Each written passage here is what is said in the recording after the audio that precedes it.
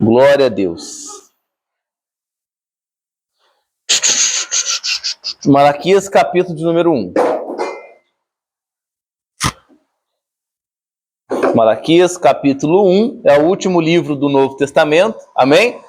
Você vai lá no meio, lá em Mateus, que é o primeiro do Novo, volta um livro, você já vai achar o Malaquias aí. Malaquias, capítulo 1, versículos do 6 ao 10. Do 6, vamos ler até o 14. Todos acharam? A palavra do Senhor diz: o filho honra o pai, e o servo ao seu senhor. Se eu sou pai, onde está a minha honra? E se eu sou o senhor, onde está o respeito para comigo? Diz o Senhor dos Exércitos a vós outros, ó sacerdotes, que desprezais o meu nome. Vós dizeis: em que desprezamos nós o teu nome? Oferecerei sobre o meu altar pão imundo, e ainda perguntais: em que te havemos profanado? Nisto que pensais: a mesa do Senhor é desprezível. Quando trazeis animal cego para sacrificar, não é isso mal? E quando trazeis o coxo ou enfermo, não é isso mal? Ora, apresenta-o ao teu governador. Acaso terá ele agrado em ti e te será favorável? Diz o Senhor dos Exércitos. Agora, pois, suplicar o favor de Deus, que nos conceda sua graça, mas com tais ofertas nas vossas mãos, aceitará ele a vossa pessoa? Diz o Senhor dos Exércitos. Tomara houvesse entre vós quem feche as portas, para que não acendesses de balde o fogo do meu altar. E eu não tenho prazer em vós, diz o Senhor, nem aceitarei da vossa mão a oferta. Mas desde o nascente do sol até o poente, é grande entre as nações o meu nome, e em todo lugar lhe é queimado incenso e trazidas ofertas puras, porque o meu nome é grande entre as nações, diz o Senhor dos Exércitos. Mas vós o profanais quando dizeis: a mesa do Senhor é imunda, e o que nela se oferece, isso é só comida, é desprezível. E dizeis ainda: que canseira, e me desprezais, diz o Senhor dos Exércitos. Vós ofereceis o dilacerado e o coxo e o enfermo, assim fazei as ofertas. Aceitarei eu isso da vossa mão? Diz o Senhor. Pois maldito seja o enganador, que tendo um animal sadio no seu rebanho, promete e oferece ao Senhor um defeituoso, porque eu sou o grande rei, diz o Senhor dos Exércitos, e o meu nome é terrível entre as nações. Amém? Senhor Deus, em nome de Jesus, nós continuamos aqui nesse culto, crendo e movendo a nossa fé, nossos pensamentos, tudo que está sendo feito aqui, Pai. Nós temos a total certeza de que o Senhor contempla, se é com zelo, se é de forma carnal, se é de forma espiritual, tudo o Senhor tem visto, tudo o Senhor tem contemplado. Mas nessa noite nós ainda assim queremos ter a ousadia de chegarmos diante do Senhor, pedindo graça, libertação de pensamentos, de ensinos, que por tempos, Pai, fizeram parte da nossa vida. Que hoje o Senhor quebre julgos do passado, que o Senhor quebre entendimentos errados e que principalmente o Senhor nos ajude a cultuar o Senhor da melhor maneira que o Senhor assim deseja. Em nome de Jesus. Amém. Glória a Deus. Irmãos, pode se sentar em nome de Jesus. Eu queria, antes de começar a entrar no texto, dizer que é com grande temor que eu prego isso aqui hoje. Primeiramente, é zelando pela vida dos irmãos, zelando pela vida da igreja, zelando pelo nome do Senhor. Não é uma pregação direcionada para o irmão X, para o irmão Y, para qualquer irmão que possa se sentir, de certa forma, afetado. Porque não é a minha intenção fazer isso. Porém, a palavra de Deus, ela é direta, ela é concisa e é precisa. O Espírito Santo, ele tem o poder de disseminar em cada coração a porção que cada irmão precisa absorver. Amém? E nós contamos com isso. Então, nós falaremos de alguns assuntos que não se diz respeito de forma direta a nenhum dos irmãos aqui. Porém, compreendam a mensagem, entendam, saiba a responsabilidade de cada um aqui nessa noite e tome para si aquilo que é necessário. Amém, irmãos? Glória a Deus. Irmãos, Malaquias, ele é um profeta que ele foi usado por Deus para o confronto da igreja, para o confronto do povo de Deus, que vivia em frieza espiritual, em apostasia, de certa forma, servia ao Senhor, ou pensava nas coisas de Deus, ou agia para as coisas espirituais com certo desleixo, sem muito amor por Deus, sem muito zelo por Deus. Isso tanto pela parte da liderança, dos sacerdotes, que já haviam se corrompido, que já não tinha mais paixão por Deus, amor pela causa de Deus. Isso, consequentemente, trouxe o quê? Ao povo o mesmo sentimento. Porque a igreja ela é o espelho do pastor, do líder, daquele que está à frente. Se o líder ele é alinhado, a igreja também tende a ser alinhada. Se a igreja em si, a liderança, já é desalinhada, a igreja também tende a ser desalinhada. Então Malaquias ele vem e confronta aqueles sacerdotes. Muitos usam algumas alegorias, por exemplo, do capítulo 1, para sempre levar a exortação para a igreja somente. Mas não, Malaquias fala tanto para os sacerdotes, quanto também para a igreja. Mas o que nos chama atenção é uma declaração que ele dá, da parte de Deus, que nos assusta um pouco. No verso 10 do capítulo 1, Malaquias fala assim: tomara houvesse entre vós quem feche as portas, para que eu não acendesse de balde. O debalde significa inutilmente, para que eu não compareça, de forma que não traga prazer, que não traga resultado. O fogo do meu altar, eu não tenho prazer em vós. A declaração do profeta, ele deixa claro a seguinte opinião da parte de Deus: se for para fazer de qualquer maneira, não faça. Amém, irmãos? O profeta Jeremias, no capítulo 48, verso 10, ele fala assim: maldito aquele que faz a obra do Senhor relaxadamente. Porque quando se trata das coisas de Deus, nós devemos aprender que a nossa mente ela tem que lembrar de uma coisa: isso aqui é para o santo. Isso aqui que eu estou fazendo hoje é para Deus. E requer de mim o quê? O maior esforço, a maior concentração, o maior desdobramento, o maior empenho. Para quê? Para que eu possa agradar o Senhor. Botou o microfone, né? Quer pegar para mim? Então, a partir desse entendimento, o que muitos de nós cresceu ouvindo? Ah, é para Deus mesmo? Assim tá bom.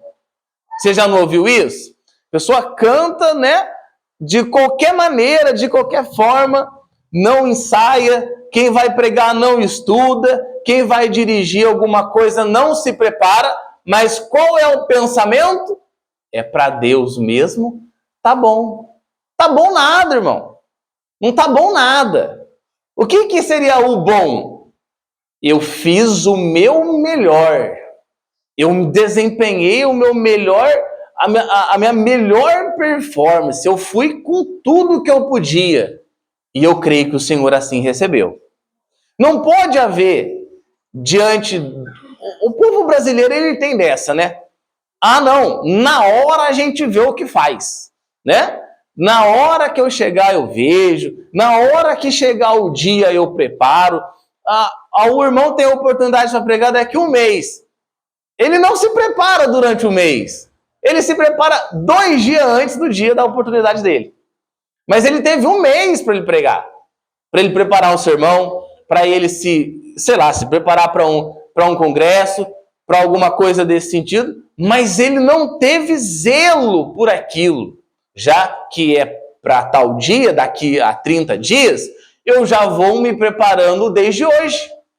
Eu já vou orando, eu já vou alinhando a minha mente com o Senhor, mas o brasileiro, ele tem o quê? Não, deixa mais para frente. Deixa mais para cima da hora. E quando isso é relacionado a Deus, é muito mais profundo, irmãos. Amém? É muito mais profundo. Muito disso também vem do quê? Da falta de instrução dos pais.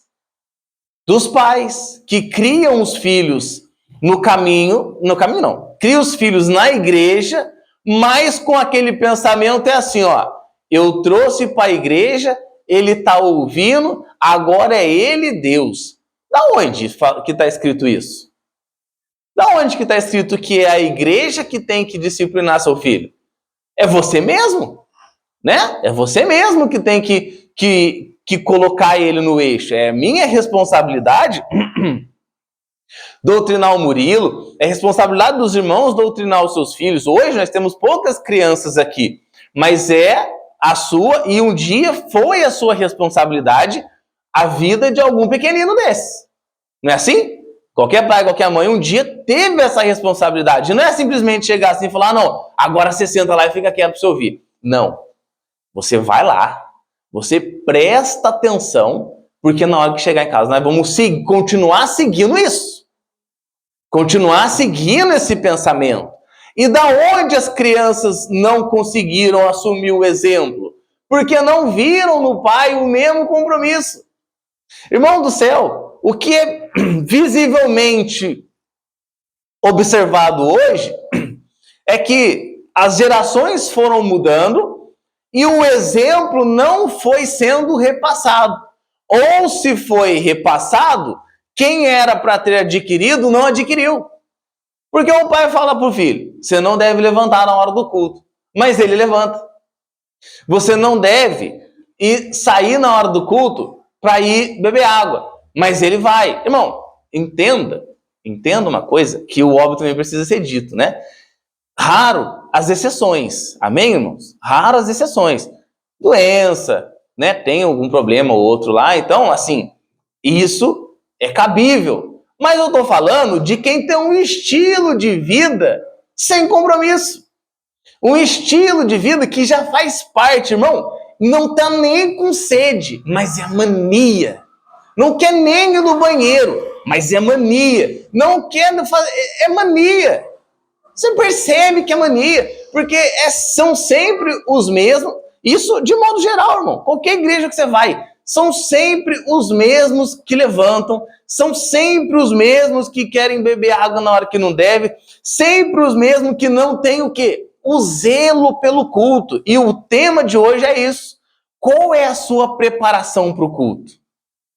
Como é que você se preparou hoje? Como é que foi o seu domingo? O domingo é o dia do Senhor. Hoje é o dia que nós devemos separar para o compromisso com Deus.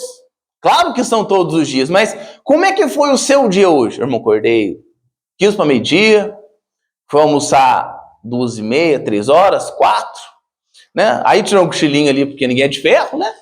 E cheguei no culto. Chegou no culto que horas? Cheguei no culto 5 para 7. Que compromisso que foi tido durante o dia para que chegasse no culto à noite? Nenhum. E a grande maioria da igreja hoje, no geral, se comporta assim, irmão. Se comporta. O jogo acaba às 6, irmão. Então, às 6 eu termino o jogo e eu vou tomar banho, arrumar todo mundo, vou pôr no carro e vou para a igreja.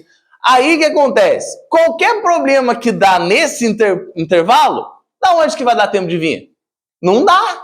Da onde que houve um envolvimento com Deus? Não dá. Aí na hora que você vem para o culto é frio, Deus não falou, Deus não tratou, não teve resposta, não sentiu nada diferente. Mas por quê? Não vai dar mesmo, não.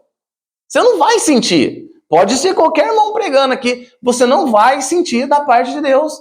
Porque você não nutriu com Deus aquilo que seria o ápice, que é o culto.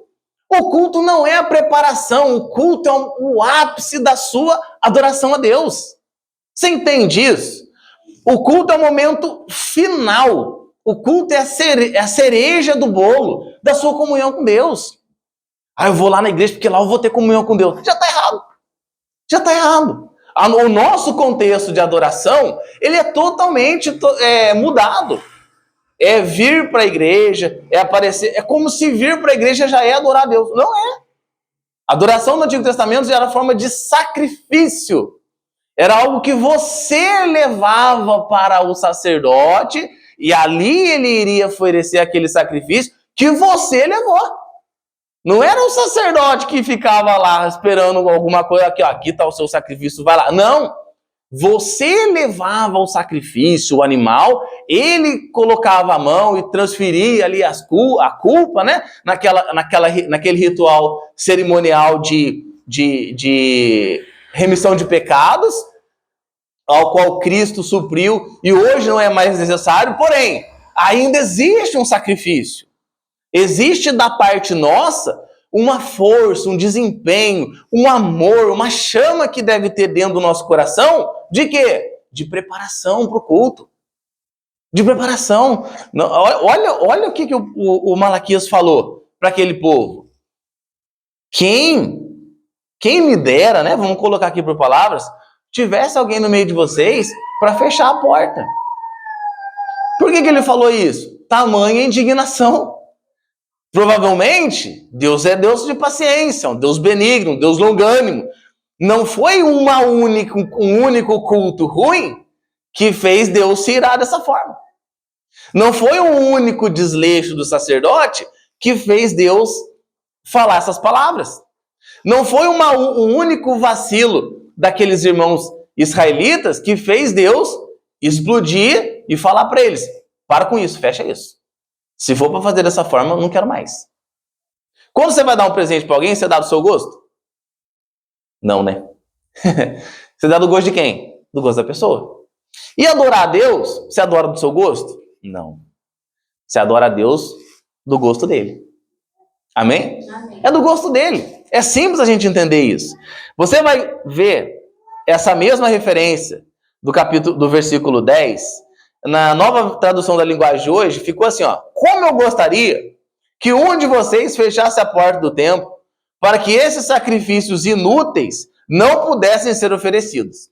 Eu não estou satisfeito com vocês, diz o Senhor dos Exércitos, e não aceitarei nenhuma oferta das suas mãos. É muito mais doído, né? Quem dera. Como eu gostaria que feche essa porta. Sacrifícios inúteis que vocês estão oferecendo. Por quê? Porque o intuito não é somente chegar. Não é somente vir, sair da casa, né, deixar ali o aconchego. Isso, irmão, você vê que o religioso faz, e faz muito mais. Né? Você vê as caminhadas de fé, você vê essas longas caminhadas que eles fazem, morrem pelo caminho, gastam dinheiro em pousadas e pagam caro para quê? Oferecer os sacrifícios para a crença que eles têm. Agora, nós, os certinhos, a gente não faz um pingo de esforço para fazer aquilo que Deus quer.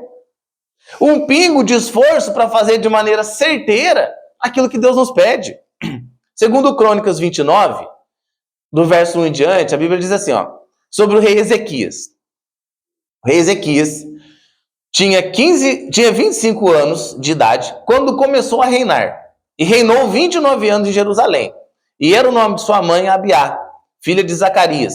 E fez o que era reto aos olhos do Senhor, conforme tudo quanto fizera Davi, seu pai. Ele, no primeiro ano do seu reinado, no primeiro mês, abriu as portas da casa do Senhor e as reparou. E trouxe os sacerdotes, os levitas, e ajuntou-os na praça oriental, e lhes disse: ouve-me, ó levitas, santificai-vos agora, e santificai a casa do Senhor, Deus de vossos pais, e tirai do santuário a imundícia, porque nossos pais transgrediram e fizeram o que era mal aos olhos do Senhor, nosso Deus, e o deixaram, e desviaram os seus rostos do tabernáculo do Senhor, e lhe deram as costas. Também fecharam as portas do alpendre, e apagaram as lâmpadas, e não queimaram incenso, nem ofereceram holocaustos no santuário de Deus de Israel. Por isso veio grande ira do Senhor sobre Judá e Jerusalém, e os entregou à perturbação, à assolação e ao escárnio, como vós o estáis vendo com os vossos olhos. Porque eis que nossos pais caíram à espada, e nossos filhos, e nossas filhas, e nossas mulheres, por isso estiveram em cativeiro. Agora me tem vindo ao coração que façamos uma aliança com o Senhor, Deus de Israel, para que se desvie de nós o ardor da sua ira. Agora, filhos meus, não sejais negligentes, pois o Senhor vos tem escolhido para estardes diante dele, para servirdes, e para serdes seus ministros e queimadores de incenso. Então se levantaram os levitas, Maate, filho de Amasai, Joel, filho de Azarias, dos filhos dos coatitas e dos filhos de Merari, Quis, filho de Abedi, e Azarias, filho de Jealelel, e dos gersonitas, Joá, filho de Zima, e Éden, filho de Joá. E dentre os filhos de Elisafã, Sinri, Jeuel, dentre os filhos de Asaf, Zacarias e Matanias, e dentre os filhos de Emã, Jeuel e Simei, e dentre os filhos de Jedutum, Semaías e Uziel. E ajuntaram a seus irmãos e santificaram-se, vieram conforme ao mandado do rei, pelas palavras do Senhor, para purificarem a casa do Senhor. E os sacerdotes entraram na casa do Senhor para purificar, tiraram para fora o pátio da casa, toda a imundícia que acharam no templo do Senhor, e os levitas tomaram para levarem para fora, ao ribeiro de Cedron. Começaram, pois, a santificar no primeiro dia do primeiro mês, e ao 8º dia do mês, vieram ao alpendre do Senhor, e santificaram a casa do Senhor em 8 dias. E no 16º dia do primeiro mês, acabaram. Então foram ter com o rei Ezequias e disseram: já purificamos toda a casa do Senhor, como também o altar do holocausto, com todos os seus utensílios, e a mesa da proposição, com todos os seus utensílios.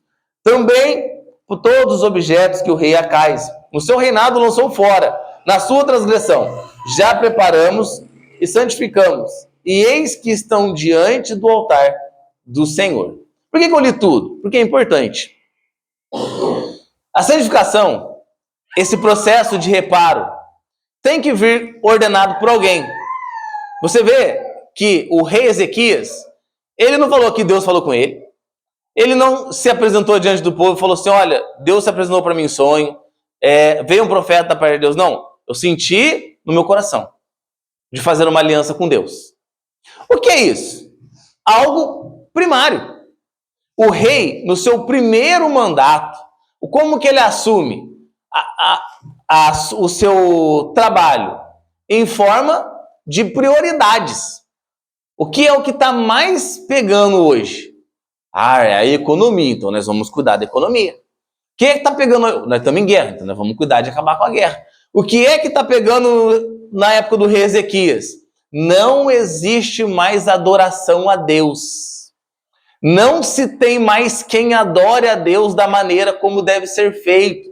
O templo está destruído, as coisas estão de forma deplorável. O que nós vamos fazer? É por aqui que nós vamos começar. Restauração do templo. Colocar as coisas no seu devido lugar. Santificar o que é que tem que ser santificado. Para eles isso, para o povo judeu israelita, isso era tão importante que o Salmo 137, quando eles ainda estavam longe, o templo estava destruído, eles não estavam na sua terra, os povos de outras nações falavam para eles: cantem agora ao seu Deus, glorifiquem o nome do Senhor de vocês.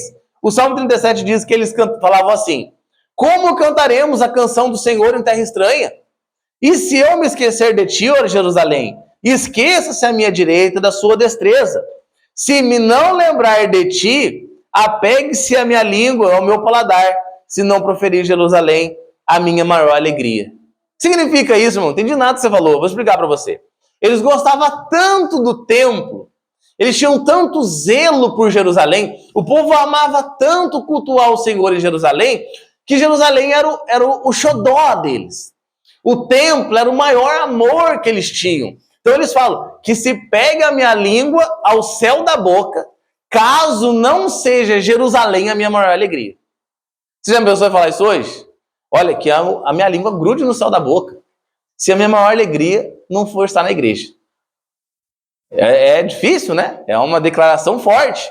E esses povos gostavam tanto de Jerusalém, tanto do templo, que eles tiveram a audácia de falar isso. Olha, que colhe a minha língua só da boca. Porque a minha maior alegria está no templo. Porque eles se preparavam para aquilo. O Salmo 27:4, isso todo mundo conhece. Uma coisa pedi ao Senhor e a buscarei. O que é? Que eu possa morar na casa do Senhor todos os dias da minha vida, para contemplar a formosura do Senhor e aprender no seu templo. Olha isso, irmão. Olha qual era a alegria que essas pessoas tinham de participar de um culto, de se alegrar em um culto, de fazer o que era certo, da forma certa, da maneira certa. Nós vamos adaptando as coisas e transformando as coisas, mas por muito isso vai se perdendo, vai ficando extraviado, a adoração começa a ficar fragmentada. O Salmo 84, verso 2 e 10 diz assim: a minha alma está desejosa e desfalece pelos átrios do Senhor. O meu coração e a minha carne clamam pelo Deus vivo, porque vale mais um dia nos teus átrios do que 1000. Preferiria estar à porta da casa do meu Deus a habitar nas tendas dos ímpios. Olha o que ele diz. Eu prefiro assistir um culto na calçada do que estar sentado a um banquete diante dos ímpios. Olha que amor que eles tinham pelo culto, pela adoração, por essa reverência ao Senhor. E tudo isso vem, e por que eu estou usando todos esses versículos? Tem muito mais. Por que eu estou falando deles? Para que nós venhamos hoje a lembrar, todas as vezes que a gente for vir para um culto, que você não está indo para qualquer lugar, que não está em pé de igualdade com nada comparado nesse mundo. Que quando a gente vem para a igreja, vem participar de um culto, a nossa mente ela já deve vir sendo preparada para o momento do amém inicial. Amém? Por isso que no último culto eu falei para os irmãos, olha, cheguem mais cedo. Cheguem lá 15 minutos mais cedo, 10 minutos mais cedo. Ah, Rodrigo, mas você você tá apelando. Você está cobrando demais. Irmão, eu não estou cobrando nada além do previsto, que a gente começar o culto no horário. Por quê? Isso favorece tanto a mim quanto a vocês. Vocês percebem que eu não espero finalizar a oração? Eu começo o culto que horas? 7, bola. No domingo, 7h30, na quarta-feira. Por quê? Tanto zelo com os irmãos, quanto comigo. Porque senão depois eu vou ter que correr igual um maluco na hora da palavra, para não estender. Amém? E isso é o quê? É zelo. Se já tem um horário pré-definido, se já tem uma agenda a ser cumprida, deve ser obedecida por zelo ao culto. Não existem brechas, não existem maneiras. Ah, irmão, isso aqui dá pra gente aceitar, isso aqui não.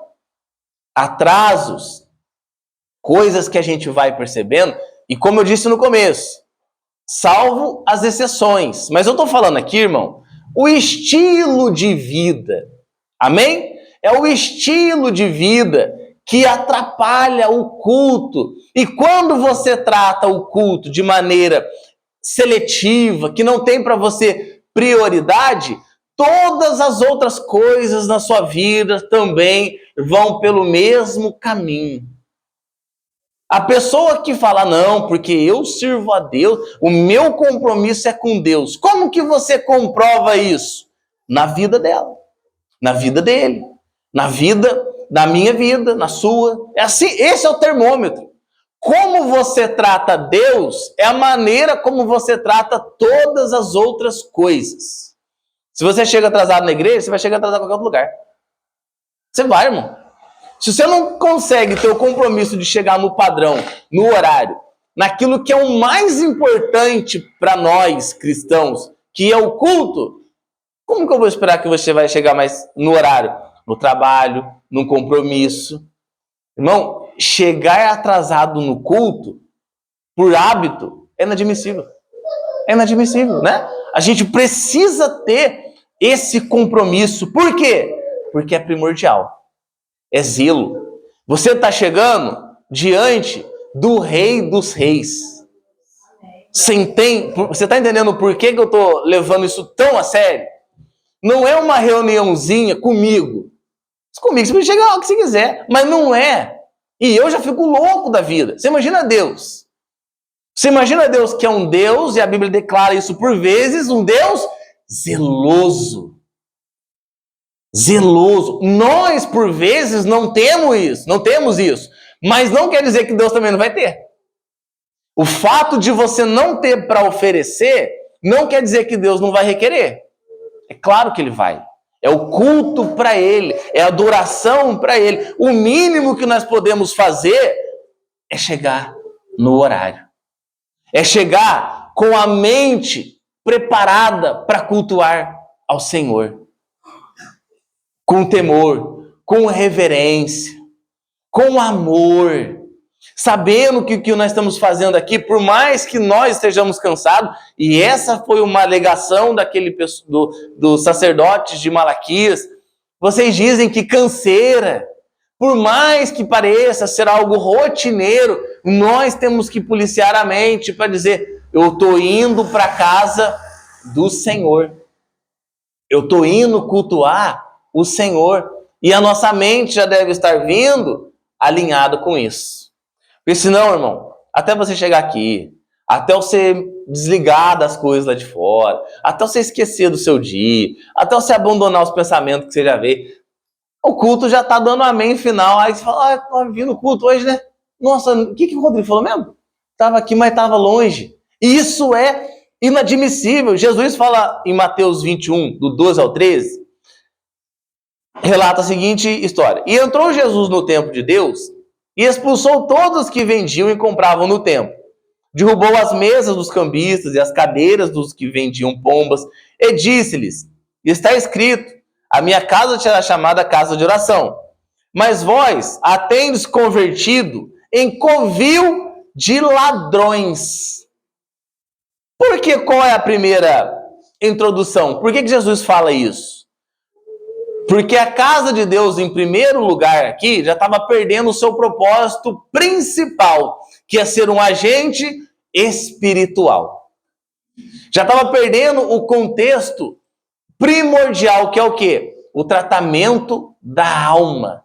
Casa de oração, onde as pessoas vão se ligar a Deus. Mas é interessante, e como eu disse para os irmãos, o problema aqui não é somente o cambismo, a troca de moedas, porque isso era autorizado por Deus.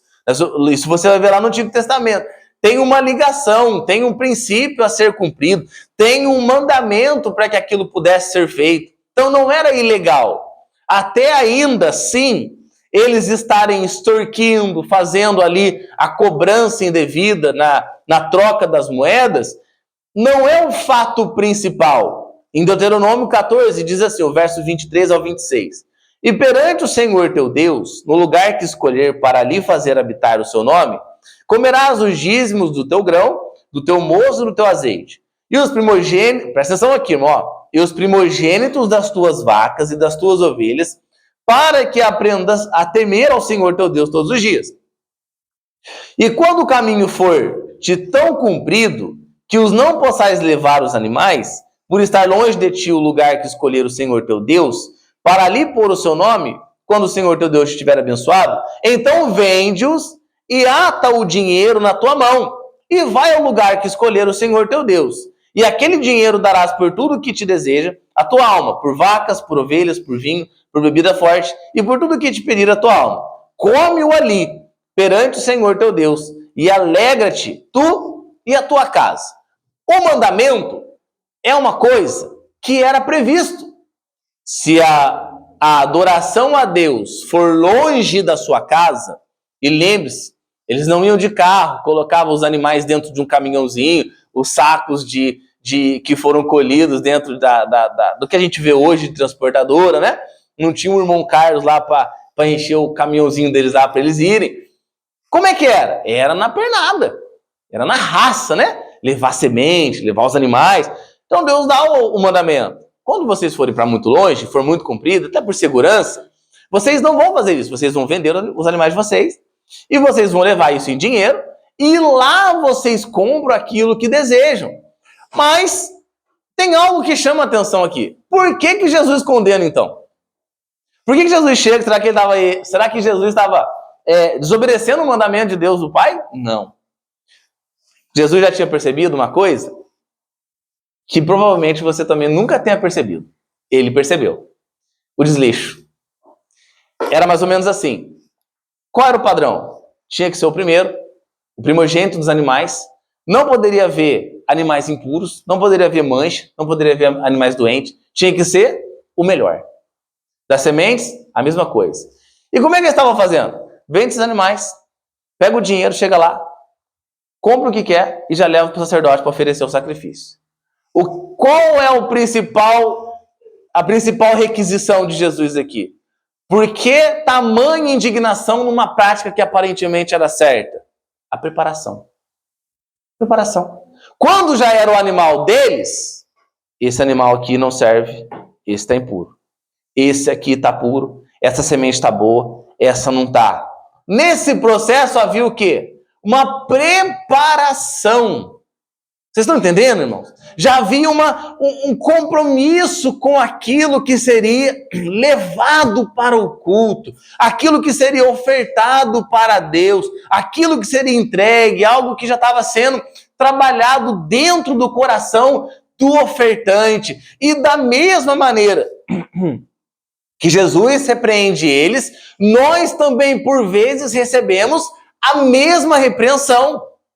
Irmão, eu vejo aqui que na hora do culto, irmãos estão sem Bíblia, irmãos que eu tô pregando, eu tô falando, tão preocupados com criança. Eu já falei, hoje só tem o Miguel aqui, né? Mas o Miguel, vocês vão falar com ele depois das 8h30, 9h.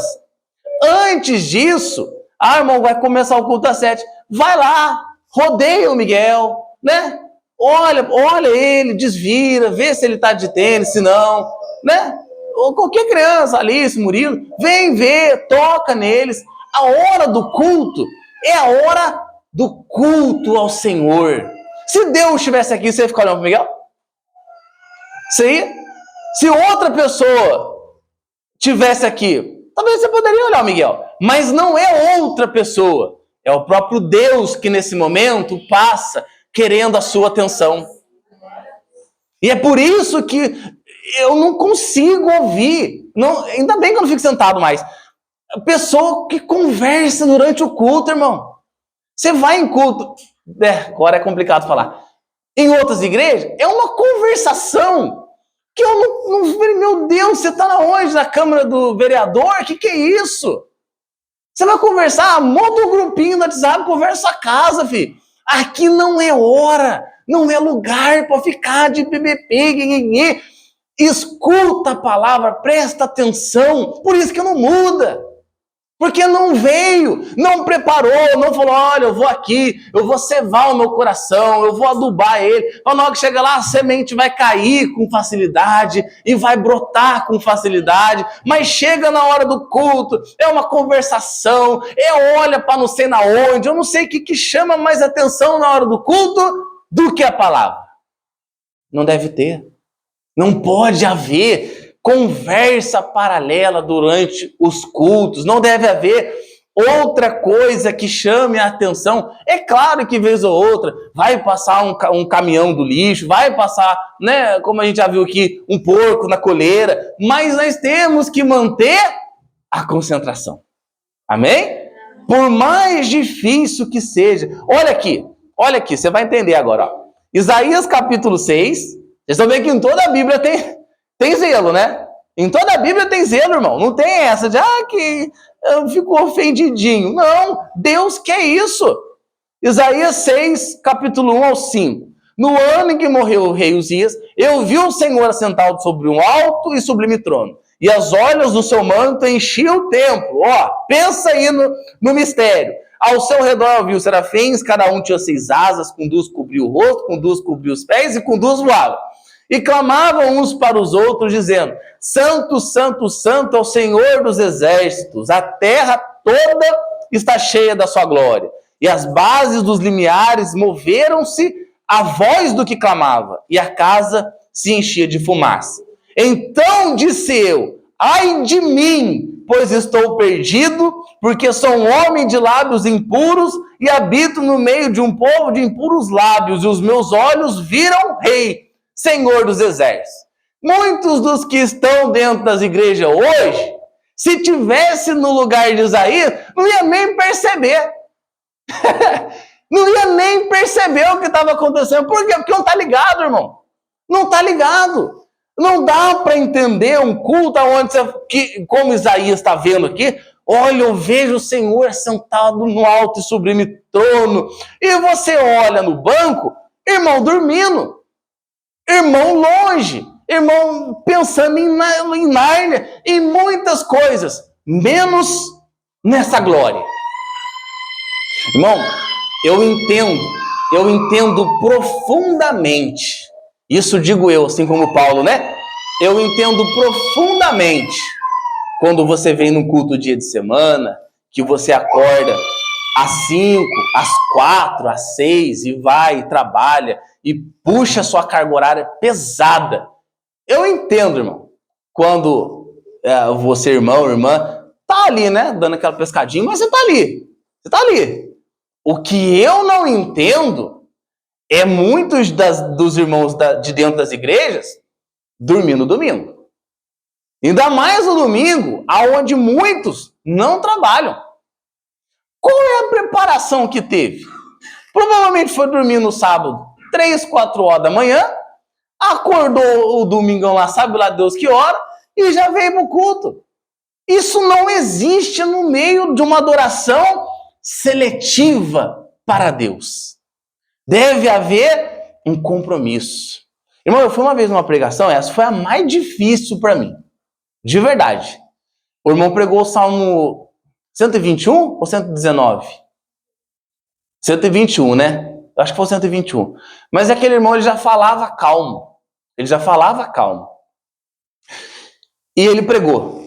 E ele pregou, e ele pregou, e ele pregou. O meu olho não estava aguentando mais ficar aberto.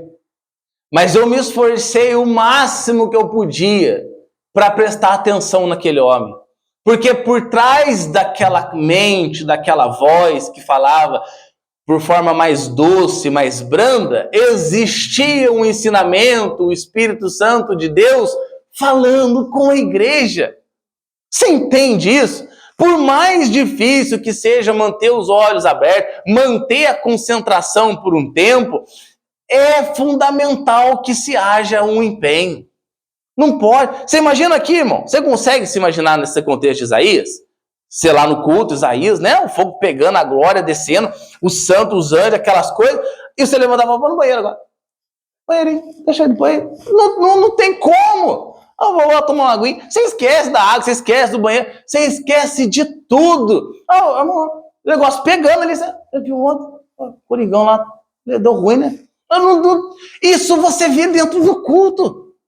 Você vê dentro da igreja, você vê isso em todos os lugares. Pelo amor de Deus, irmão. Aqui não. Aqui não. Aqui não pode haver isso. Pode conversar antes, pode conversar depois, pode fazer o que você quiser. No momento do amém, até o próximo amém final, é atenção. Você não pode deixar passar nada do que é dito aqui. Deve haver, da minha e da sua parte, o conhecimento de que nós estamos diante de um Deus Santo. Isso deve requerer de nós a maior atenção, o maior zelo. Quando nós estudamos os atributos de Deus, fica mais visível isso. É que, por vezes, a igreja ela tem essa deficiência de que Deus é santo. E somos nós os pecadores que vamos até Ele. E como diz Malaquias, oferece essa oferta que você traz para um governante local e vê se ele vai te ouvir. E nós chegamos assim diante de Deus e queremos que Deus nos ouve, nos atenda e faça aquilo que nós queremos, mas nem a atenção que nós devemos dar a gente traz. Agora, é para você que fala, irmão, mas a criança mexeu comigo. Vou tomar uma água aqui. Ó, Joel 2, do 12 ao 17. Ainda assim, agora mesmo, diz o Senhor, convertei-vos a mim de todo o vosso coração, e isso com jejuns, choro e pranto. E rasgai o vosso coração, e não as vestes, ou seja, de dentro para fora.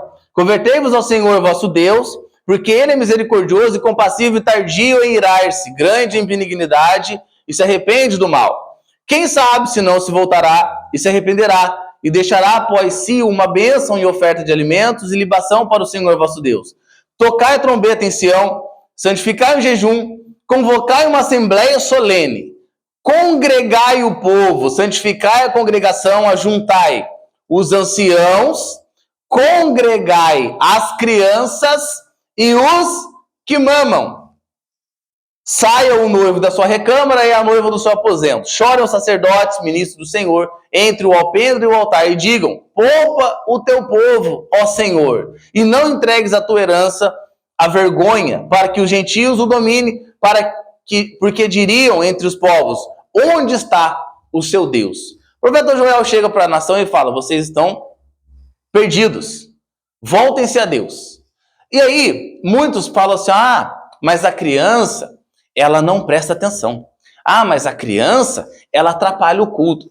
Ninguém aqui vai tirar a criança de culto, irmão. Amém? O Miguel vai continuar ali, as crianças vão continuar aqui, porque cabe a nós, que somos mais velhos, a devida atenção ao culto.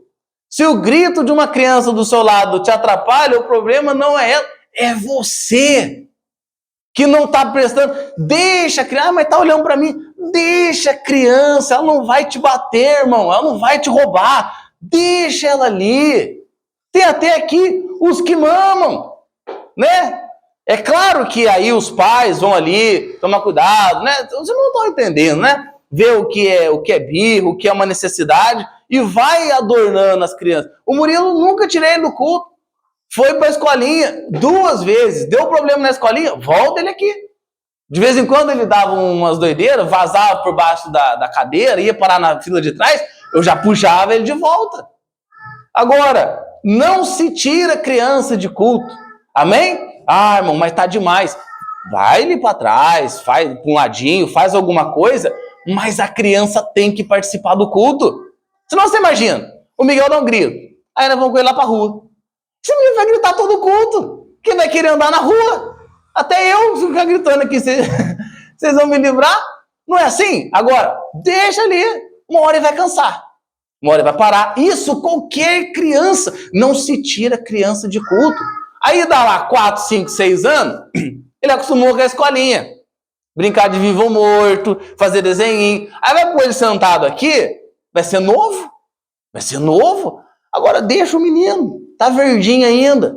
Amadurece ele aqui que daqui a pouco já fica tudo uma benção. Mas todo mundo deve estar na congregação e na reunião solene ao Senhor.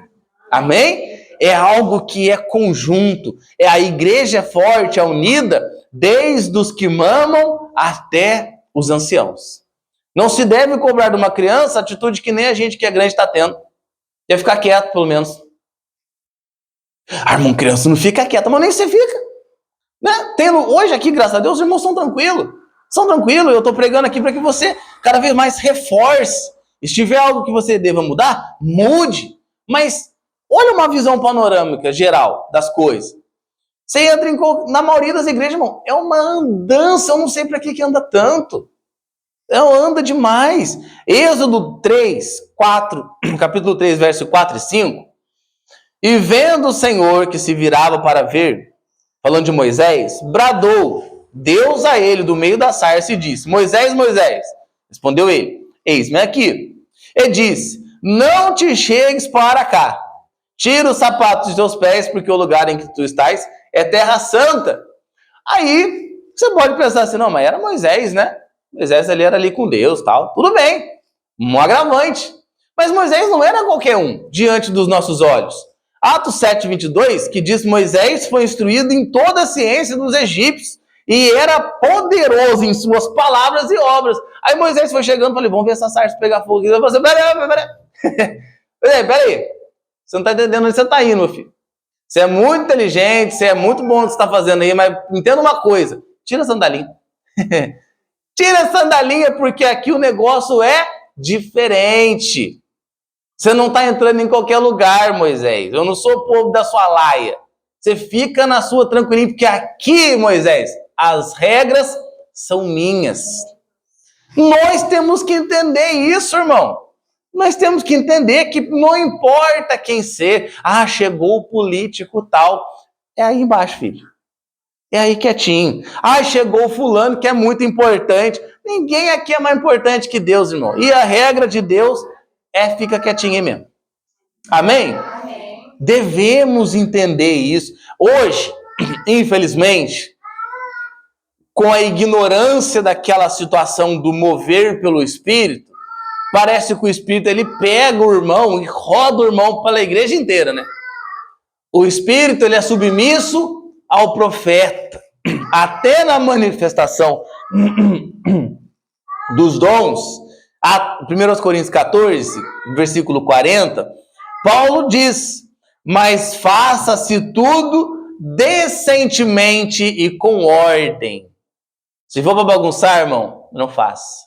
Se for para vir de qualquer jeito, não venha. Se for para vir e chegar atrasado, não chegue. Não, tem igreja, tem irmãos que eles selecionam. É assim, o culto de domingo é mais importante, então eu chego cedo. Ah, o culto de oração não é importante, então eu chego tarde. Ah, o culto de quarta, não, o culto de quarta talvez eu nem vá, porque não é tão importante, né? Ah, não, então um ensaio, então ensaio também não tem importância nenhuma, então eu também não vou. Não existe, irmão, culto é culto. Ah, porque o da doutrina, o de família, isso aí é bobeira nossa. Aonde você vê na Bíblia que o domingo é o culto da família? E aí, vamos fazer um culto de libertação aqui hoje. Então vamos pregar a palavra. Ué, é só entender que as coisas ficam fáceis. Só entender. Não tem esse negócio, a maioria das invenções somos nós que fazemos e achamos que Deus vai se mover à nossa vontade. Muito enganado. Somos nós que vamos nos mover à vontade de Deus. Endireitai as vossas veredas. Amém? Hoje é dia de nós fazermos isso, irmão. Hoje é dia. Você quer que Deus te responda? Você quer que Deus ouça a sua oração? Você quer que Deus receba a sua adoração? Você não quer ouvir uma repreensão igual o Malaquias fez aqui? Uma enxadada, uma lapada no meio do povo? Conserta a sua adoração. Conserta a sua vida com Deus. Ponha o culto à igreja, o seu rendimento, a sua preparação para o culto. Você vai ver que você vai vir para a igreja feliz. O que esse pessoal aqui ia para a igreja? Ai, Senhor, que colhe a minha língua nos meus lábios, se eu não for a minha maior alegria, Jerusalém. Por que eles tinham tanta alegria assim, irmão? Porque para eles era, eu vou lá para adorar ao meu Deus. Agora a gente vem para o culto, pega a oferta de qualquer jeito e vai, isso quando pega, e já pega a Bíblia lá e não sabe nem que onde está indo, mas chega na igreja, porque já é a rotina já, né? É o mesmo caminho ali, vamos embora. Irmão, se acerte com Deus hoje. Amém? Tenha reverência com Deus hoje. O momento do culto é um momento importantíssimo, um momento onde Deus se faz presente falando com você. Em João 2,16, 17, Jesus diz, a Bíblia diz, e disse aos que vendiam pombos, tirai daqui estes, não façais da casa de meu pai casa de venda.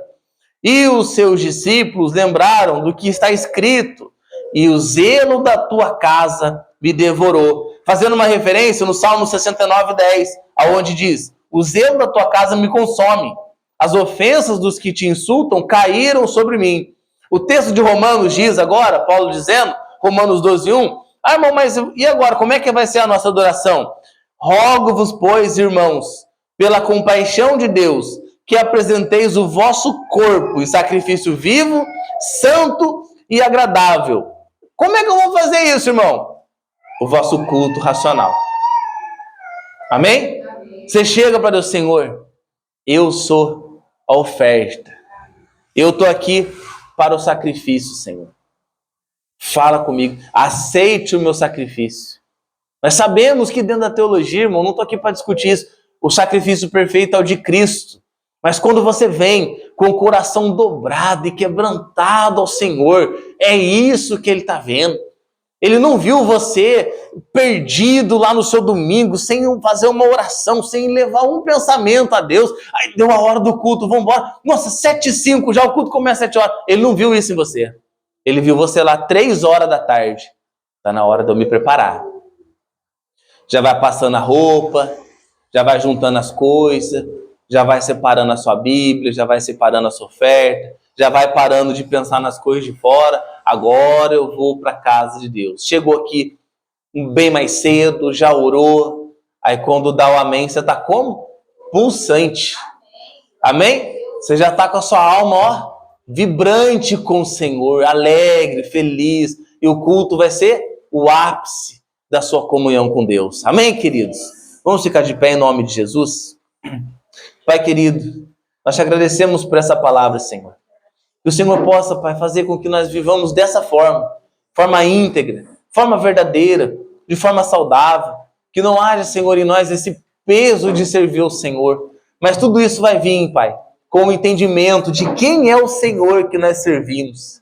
De quem é o Deus que requer de nós essa atenção.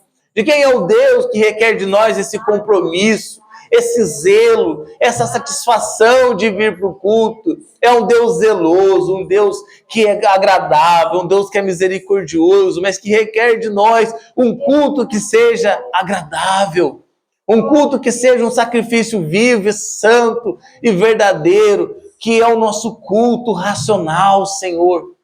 Que nós possamos pôr vida nesses cultos, que nós possamos pôr a nossa alma nesses cultos, a nossa alegria em cultuar ao Senhor. Meu Pai, eu oro nessa noite para que cada irmão assuma a sua responsabilidade.